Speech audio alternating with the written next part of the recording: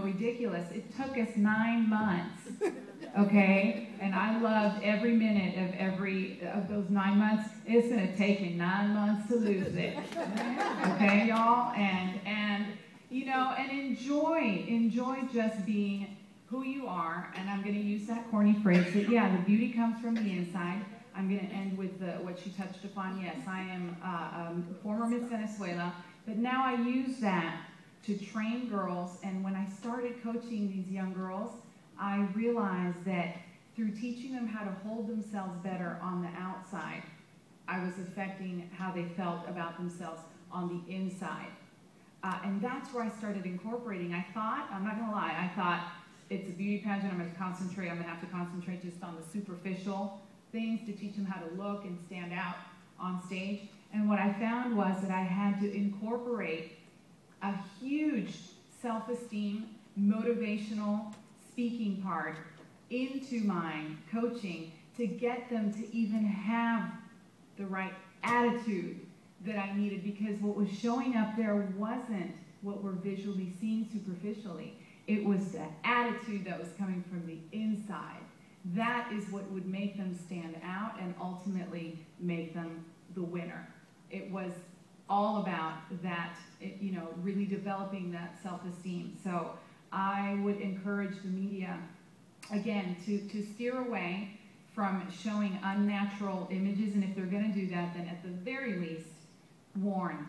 Put that warning. You said it's in milk labels. Thank God that we do have it in movies. We have it in music.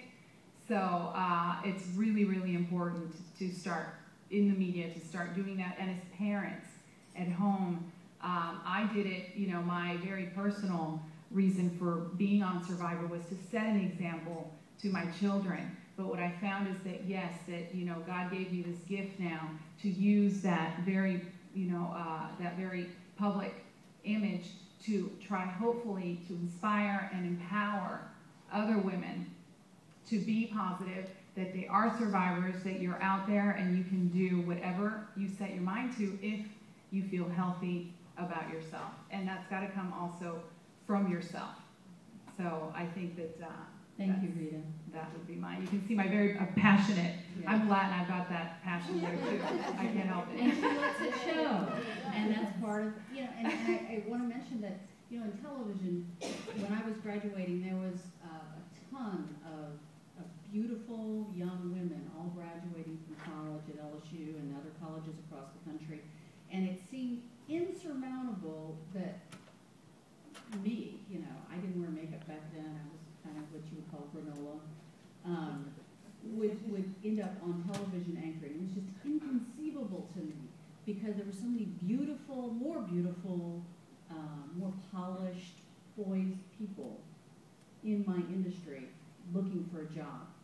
And I got to tell you, I got hired not based on how I looked, because, like I said, I did nothing. I had, you know, crazy frizzy hair, didn't wear makeup, certainly didn't have the right clothes, but I was hired on the basis of what I could do for them, and they saw in front of a camera something that had nothing to do with all this. What they saw was on the inside that I had the ability to do the job. And probably the attitude. I just was tenacious. I didn't let go of stories, and it came through. And I think you can be the most gorgeous person in the world, but if you don't let the inside show, you will be dismissed far easier. Mm-hmm. And I also forgot to mention this. You know, Susan here is a mother of a Cub Scout. I'm a mother of a Cub Scout. I don't know if you guys have any Cub Scouters. Well, you know what? I forgot to say that. I hope that after my experience on Survivor, that the Girl Scouts will consider having me on their tribe. She certainly could be an honorary lifetime member. Just don't vote me off again. Well, what I was going to say is that the message that we're talking about here, Susan and I are trying to instill that in our little boys, because they're part of the conversation on this subject.